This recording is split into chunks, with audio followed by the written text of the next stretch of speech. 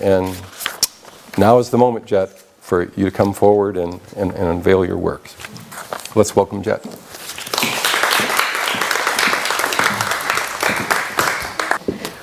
Thank you, Patrick. That was absolutely beautiful. Especially the word fierce. I love that word, fierce. We're going to be speaking a lot today about Kabbalah. And my friend Colin and I, we were looking at the notes, and we said, nowhere in here have we given at least a hint of a definition. So I'd like to begin with my interpretation of Kabbalah in view of this work. Kabbalah, a system of interpreting the world by utilizing a Jewish vocabulary rooted in the realm of the mystic.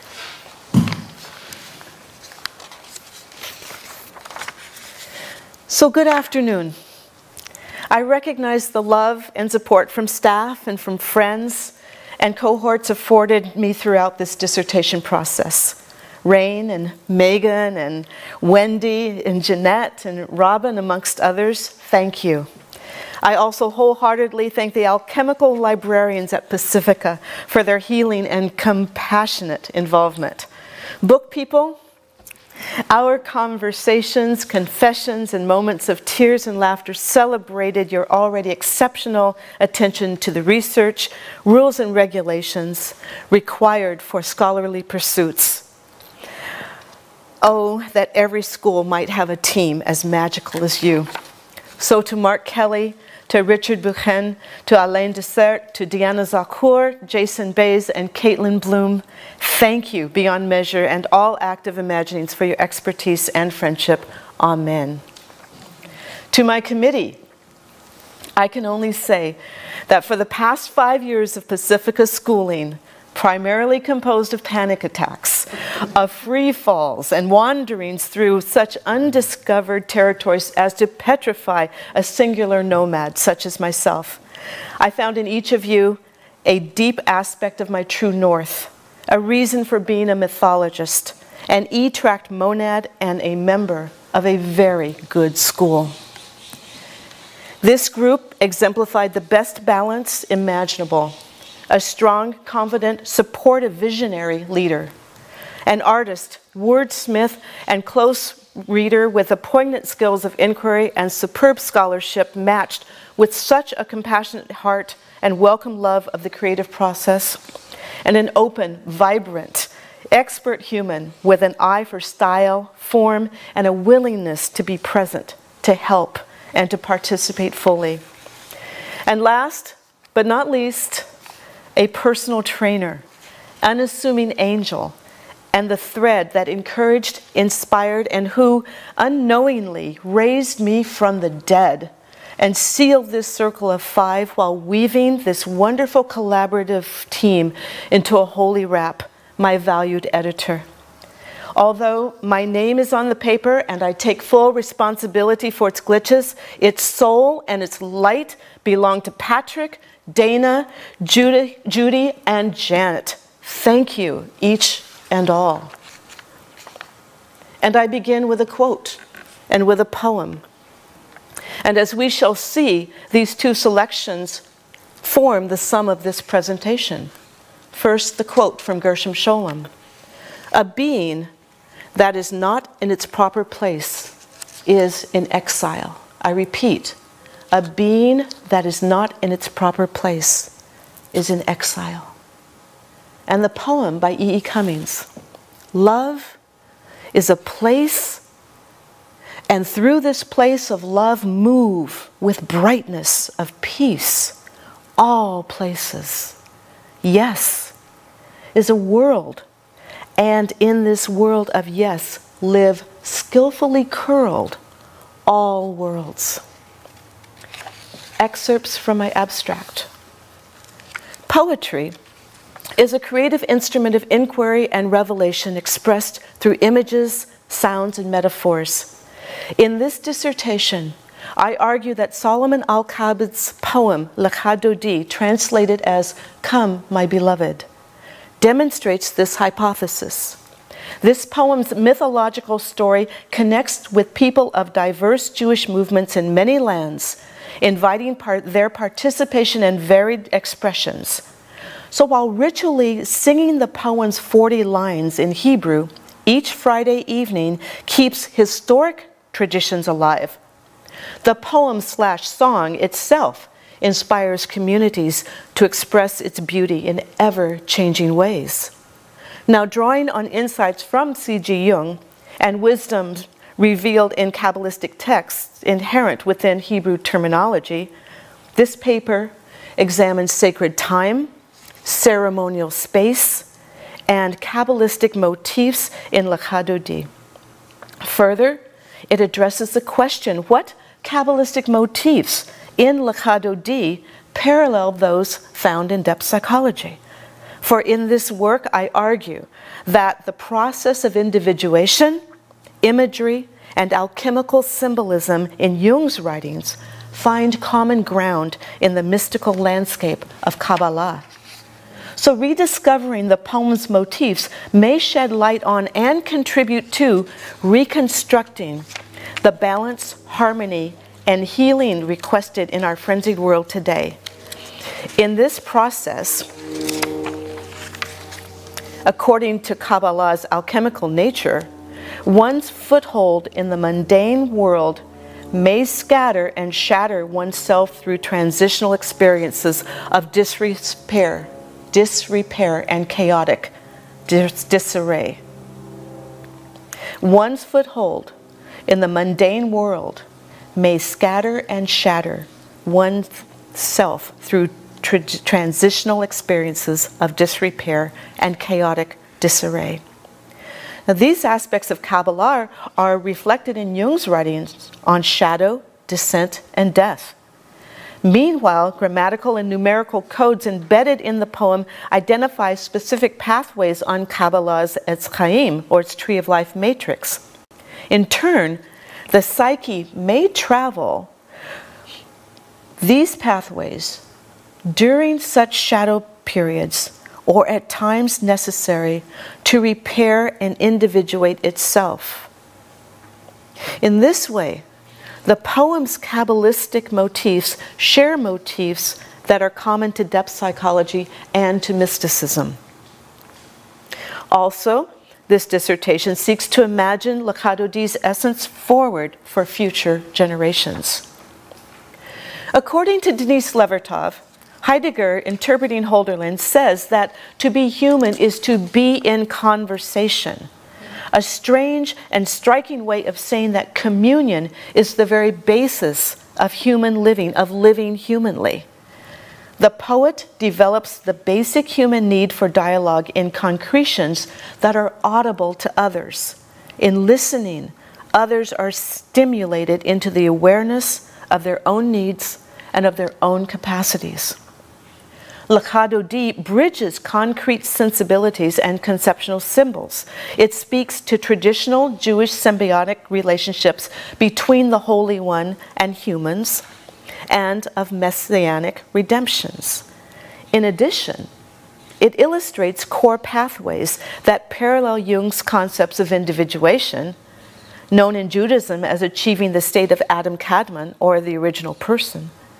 And it introduces one to the Jewish Shabbat queen through phenomenological moments that strain the boundaries of analytic assessment.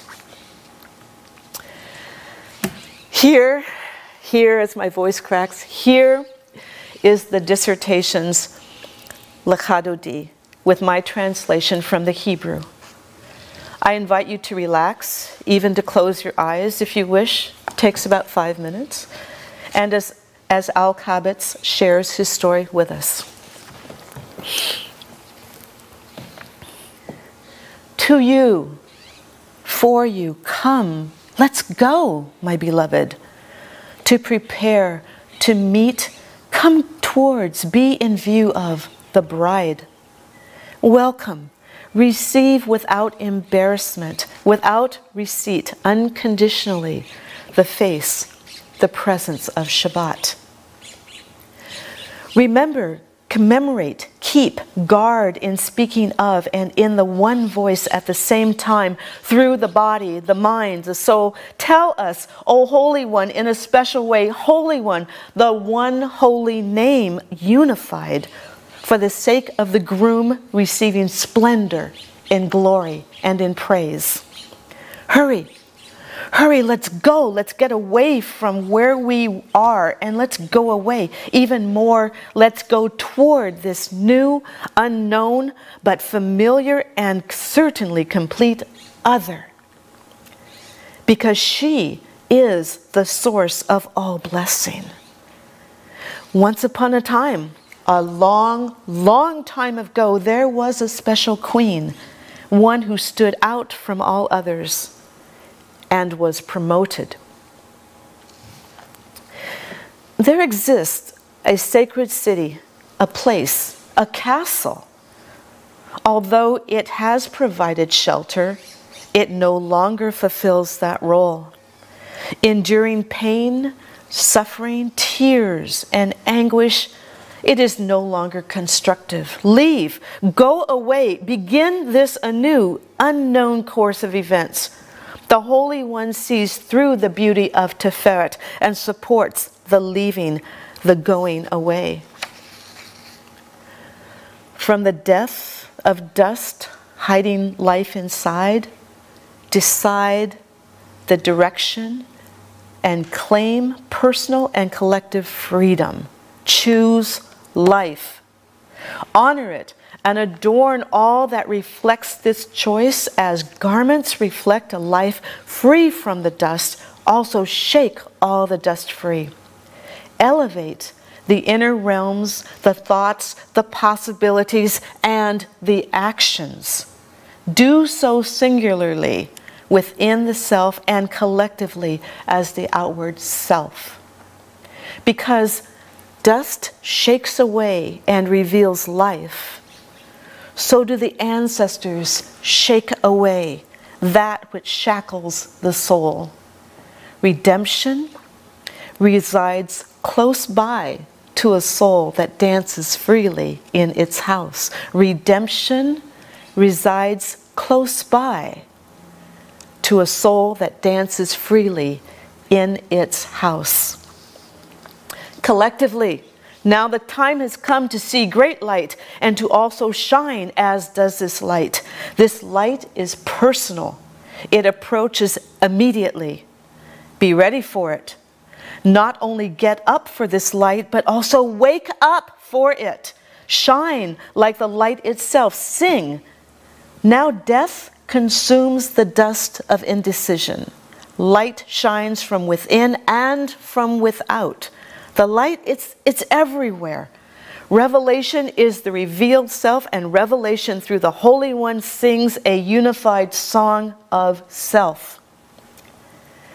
In all the change associated with the dusty choices of death and life, of darkness and light, and of complacency and redemption, there must be no shame. There must be no reverting to a norm. No embarrassment, depression, or complaining. Being a part is painful, but not lonely. In this case, others seek and eventually find refuge in your brilliance. In your brilliance at times and are reduced at other times, reflecting holy light and life. Have no fear. On the paths that choice continually opens, agents of grief now grieve themselves, and danger is no longer close by. Death, dust, and despair fly away while life, light, and hope celebrate and rejoice.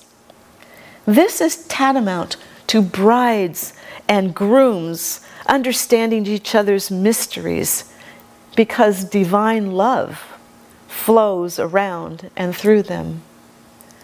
At this point, there is excitement, recognition of the other as self, and eventually a universal unity. There is joy. So express happiness, sing, and rejoice, because through the crown of wisdom, understanding, and knowledge, one claims and receives holy lineage.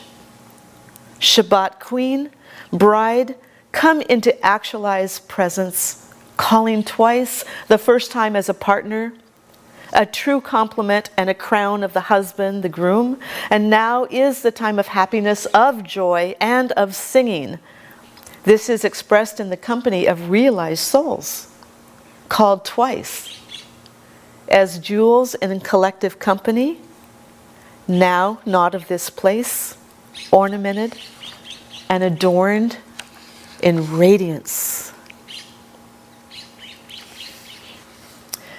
I condensed what I felt was the essence of this work into a short section with 2 stories. The first story.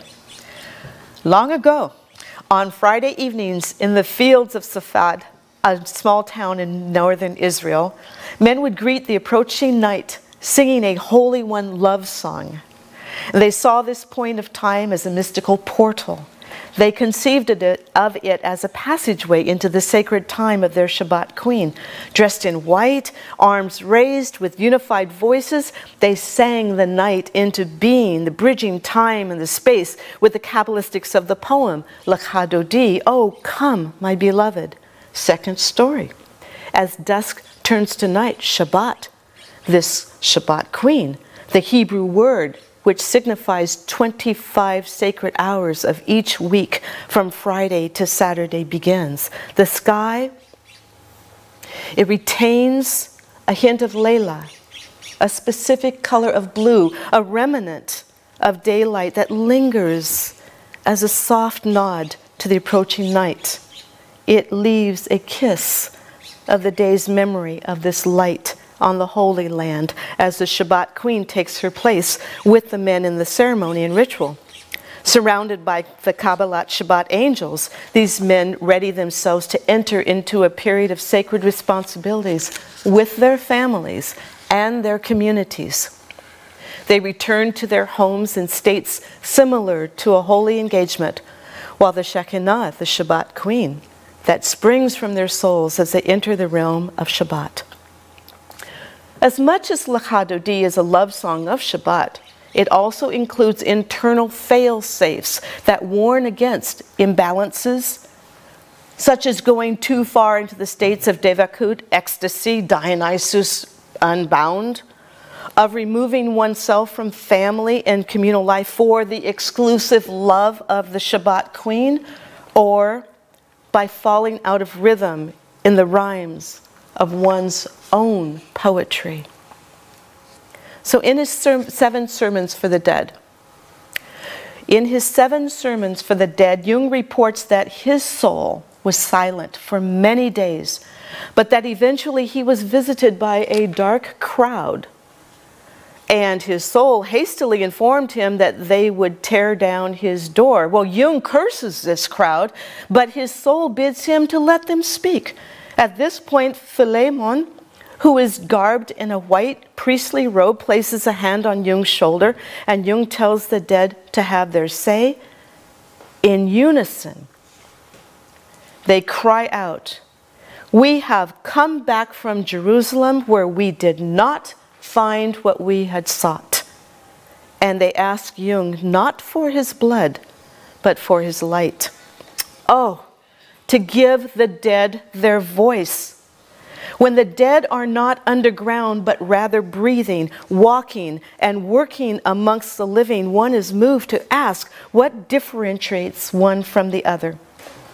In Kabbalistic terms, there are a variety of answers to this question, all of which are concerned with being statically out of balance or through a fluidity being in balance. The teachings of Kabbalah proclaim that in reconstructing oneself as the Shabbat queen or the Shekinah or the Holy One, a certain amount of dying and rebirthing does take place, dynamic in its amount of reordering and shifting in its amount of becoming. This is why the image of the redeemed Shekinah is that which forms a central column of 7 spheres, for it is possible that the spiritual alchemists sought this transmutation into the golden state of death through the 7 primal centers of the psychic body. These spheres of the Sephiroth are emanations of the Holy One. Such a primal force requires a system of balance, even within itself.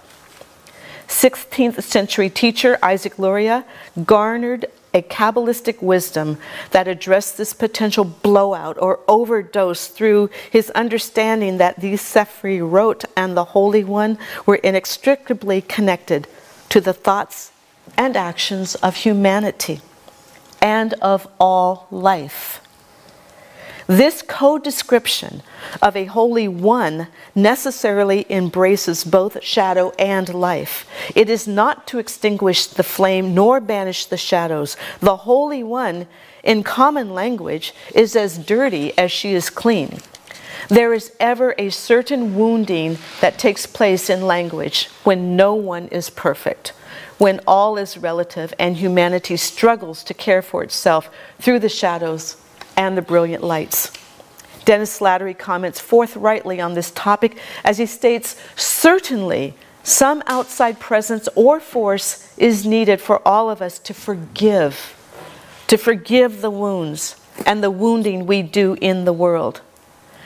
The nature of the wound may vary, but the one thing they have in common is the recognition that no therapist, psychologist, philosopher, theologian, or critic has a complete or unsullied purchase on the meaning of embodiment, scarred, or unblemished. So the compassion inherent in accepting death and the dead while living is to tie the sanctity of the daily actions is that tie to the sanctity of daily actions of humanity. Wounds abound. Absorbing pain and suffering into the bina, or the realm of the home, is an attribute contained in each of these Sephiroth. Even the Shekinah exhibits such transport in her frustrated states of exile, and Sholem explains the Shekinah has its terrible aspect, insofar as all the preceding Sephiroth are encompassed in it and can exert a downward influence only through its meditation. The powers of mercy and stern judgment are alternately preponderant in the Shekinah, which as such is purely receptive and has nothing of its own. The Holy One gets dirty because at times that is where love is found, hidden amongst the shadows. According to Lurianic Kabbalah, humanity is responsible not only for itself but also dynamically for the divine. Lecha Dodi does speak of love. And within this love song spirit, core intentions, souls spiral infinitely, swing back close enough for Nemasene's recognizable glance, yet distanced enough for the leap into the Shekinah's redemption. The enduring beauty of Lecha Dodi and the essence of this dissertation are both captured in a brief quote from Daniel Matt's Essential Kabbalah, which invites, encourages, and hopes for, in a most Jungian sense, myth. Accordingly, he calls out to all those who are ready to listen, delve into this. Flashes of intuition will come and go, and you will discover a secret here. If you are deserving, you will understand the mystery of the Holy One on your own. This dissertation is also a production piece. I wrote a musical composition for 3 voices, flute, bassoon, violoncello, drums, and a B-flat trumpet. It encourages creativity and expression, as evidenced by the many artists around the world who continually contribute new musical versions to the poem. This composite beginning of this piece is without words but contains much meaning. Its point is that the Holy One listens to the heart and that all songs emerge from sacred creation. the motif of Lecha Dodi's verses. This motif plays in concert with the motif of the wordless melody of the tune. It is unformed sound vis-a-vis sounded words. Through these hermetical instrumental motifs, one hears chaos, order, and eventual release in the voice of the solo trumpet. It is clear, piercing, and resolute.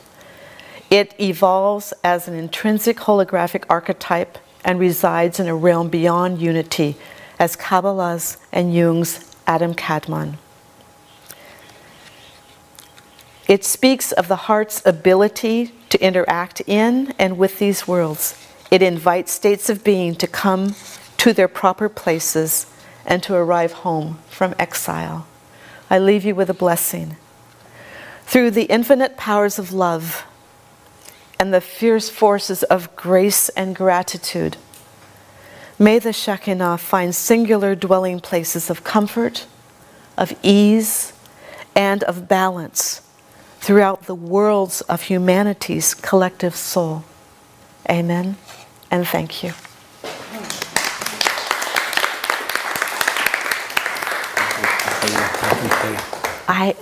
We're going to turn it on when you walk out of the room for the 3 minutes. That'd be great. Okay. Okay. So stay up here, please. Sure. Yeah. Okay. So at this point, I want to invite Dr. Schwartz to pose a question. Sure. On a very personal level, And Patrick knows me as a very cryptic, private person. So you start with the full guns. Here we go.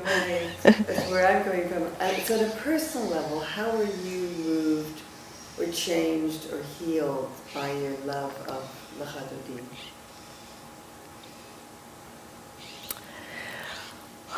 I am moved and changed and personally affected by Al-Kabatz's poem in the sense of reinforcing the power of poetry. It is a poem written, composed by a man who was being expelled from Spain in 1492, found some sort of solace and community in Greece, and then you'll get handouts that will explain the meaning of today, but I'll jump ahead and say it. Through a series of Torah study and dreams, was moved and followed the calling to be placed in synchronicity with his heart and his soul. In reading and in studying this poem, one cannot help but get a little of that shimmer into their own lives. It shed aspects of myself and unnecessary aspects of myself and reinforced a faith in and reinforced me understanding that I was in exile. And with joy and humor and embracing, let me know that my place actually did exist. Much more shedding away to reveal it rather than to add on in order to reveal it. Yeah. Thank you for asking that question. That was a moving reply. And the presentation was also quite moving. It was poetic and soaring, really lovely. So actually, I don't stand behind this for you. I'm going to hand this to you. Okay. You can just put it up there because I'm going to read what you see there. Yeah, because it's the context of my question and the question itself. And it's interesting that it sort of synchronistically latches onto what, or connects to what Dr. Schwartz has just asked you. So here's the preface to it. Jung's depth psychology has been characterized by many as a kind of spirituality that can meet the needs of persons no longer contained by a religious tradition, especially maybe one's inherited tradition. On the other hand, some individuals, such as yourself, remain deeply involved in a tradition and yet turn to Jung and his psychology. Your dissertation clearly delineates eloquently and philosophically and in a literary way, psychologically, parallels and resonances between Kabbalah and Jung's psychology. So now here comes the question. So I would like you to talk about your experience of Judaism/Kabbalah in terms of how it is complementary with Jung's psychology at the level of individual practice. And maybe one way you could do that would be to give one or two examples of how one of these, Judaism, Kabbalah, or on the other hand, Jung's psychology, supplements or completes the other. Maybe, for example, overcoming a certain one-sidedness in one of these traditions, or something that is neglected, or that's in the background rather than the foreground, or any other way that you find that being nurtured by both of these things is a richer way to live than just one of these things. Thank you, Dr. White. That was me, actually. Oh, this is your question. Thank you, Dr. Mahaffey.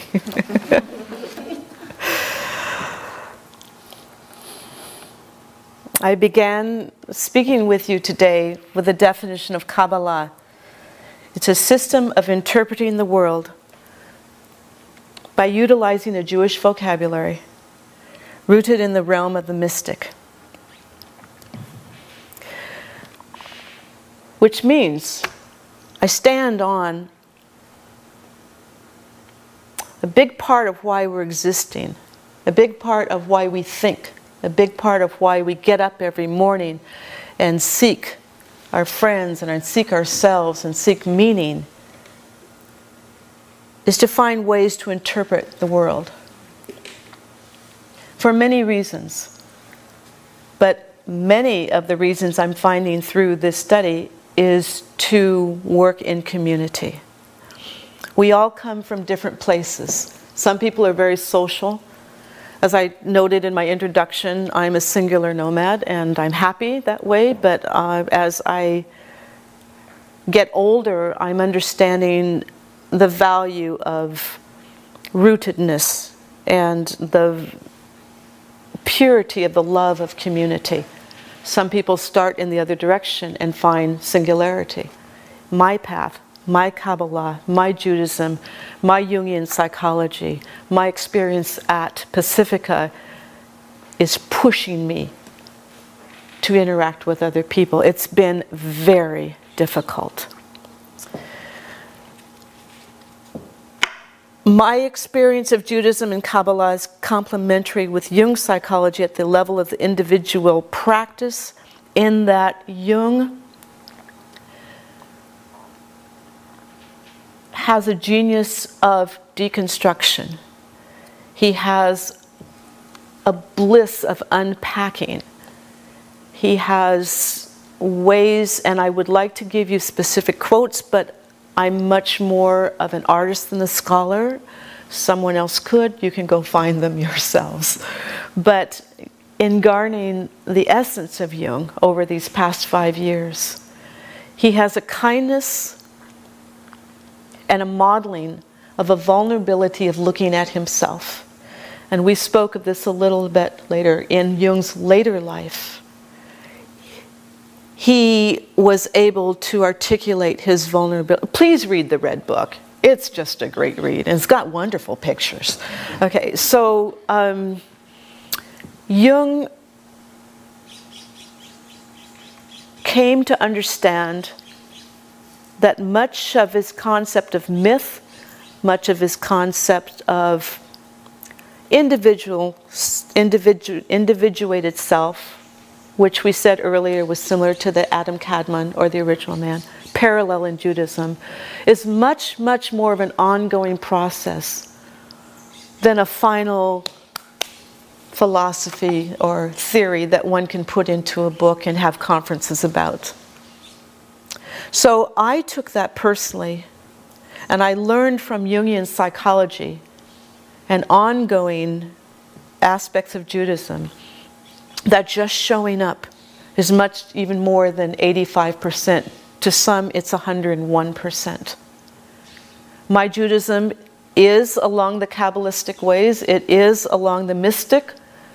It is not always accepted in mainstream Judaism, and I love Judaism in that it has space and breadth and capacity to always ask for and encourage questions, and assuming that there are always, that there are many times more opportunities for more questions and fewer opportunities for concrete answers. Please talk about how your experience of Judaism and Kabbalah is complementary with Jung's psychology at the level of individual practice. Individual practice is mindfulness. It's what you do every day, at every moment of your day, resonating against your own rhythm of your own poem. Give 1 or 2 examples of how one supplements or completes the other. Learning, knowledge, and singing. The words of my translation, I think, answer that. You go through periods of understanding that in tarot you have the tower, and sometimes it's burning, and sometimes you have the realization that the tower itself is burning, but the tower itself is on a hill. And that's very important for a person to understand, that at all times they have the capacity for scenic view, for panoramic stepping back, for looking at the larger picture when things are on fire. Thus overcoming, for example, one-sidedness or something that is neglected or not fully emphasized in the other. Both philosophies encourage laughter. That's my answer. I'm very satisfied. Thank you. So at this point, I'd like you to call on anybody who raises their hand and even wants to do so. Okay, the plants I've planted. It's time for you to raise your hand. Could be an observation, could be a question. Dr. Slater, please. Well, I enjoyed your presentation very much and was moved many times. As I have your classes. Thank you. You're welcome. And one of the themes that really struck me was this idea of the Holy One becoming dirty, and which is very striking to our Christianized ears in particular, but seems to me to go quite a bit along with Jung's thinking about the shadow of God, or the dark side of God, the dark side of the self. And so I'd like to hear you talk about how you understand the connection between those two things, and whether there is a connection. I am so excited about this topic. It thrills me. It exemplifies, as one person was analyzing me, said, your archetype, your icon, is the biker rabbi. and it clicked.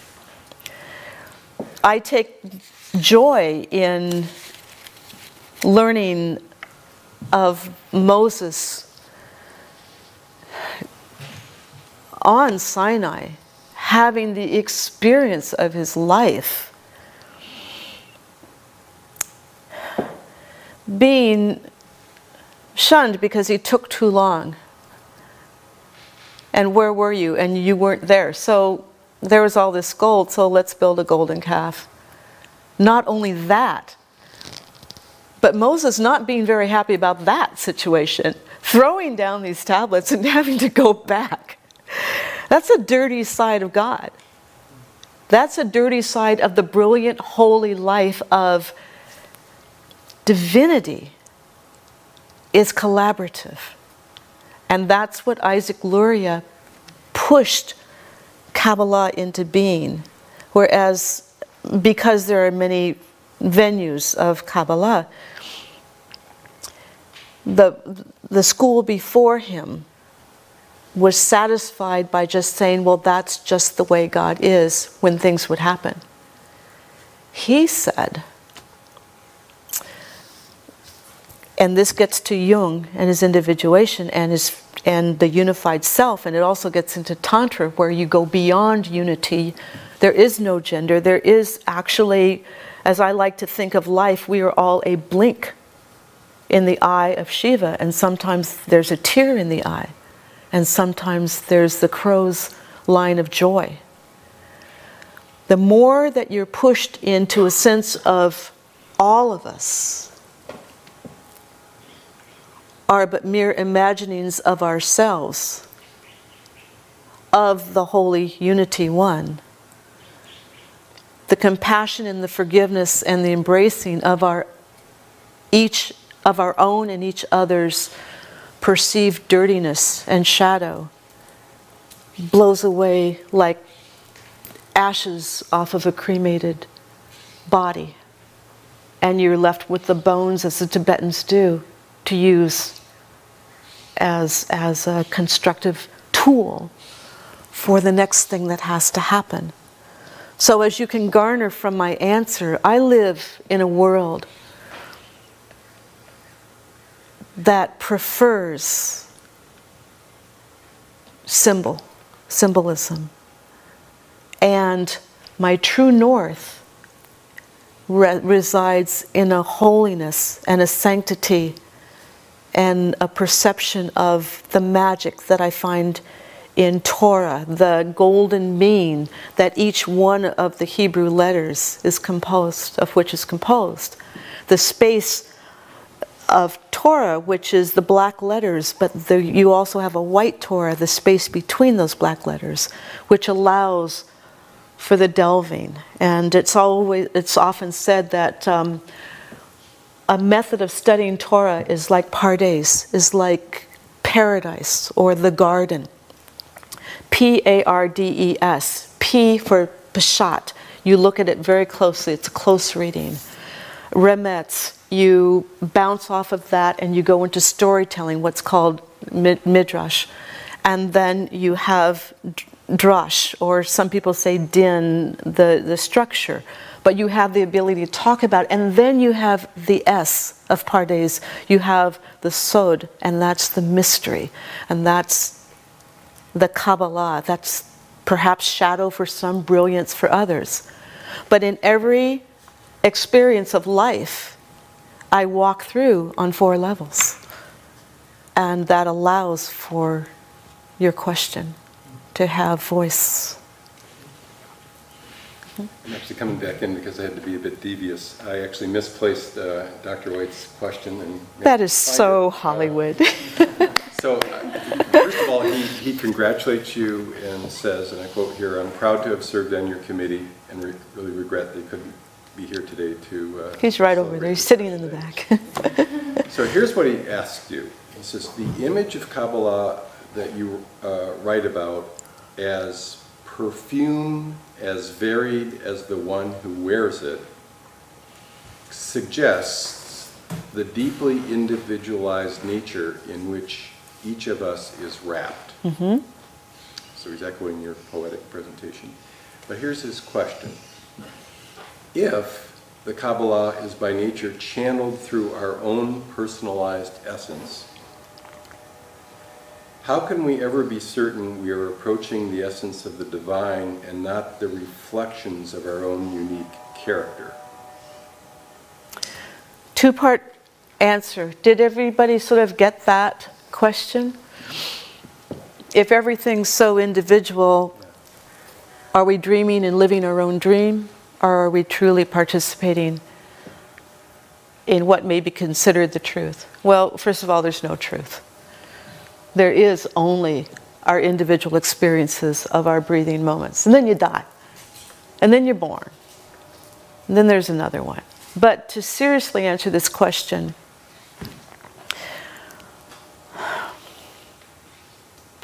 it is through the power of love that one finds balance, not necessarily peace. Kabbalah is based on a glyph that has attributes in these 10 Sephirot. Very briefly, concepts, wisdom, understanding, knowledge, loving kindness, structure, beauty, victory, personal ongoing victory, splendor, foundation, gestation, when you make more people, reproduction, and the Holy One, which marries beauty.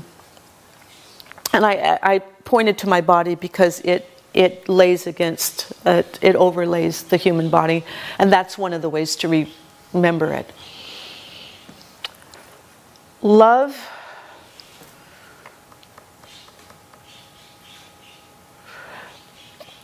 is not only the paradigm, but it's the leap into how one looks at the world.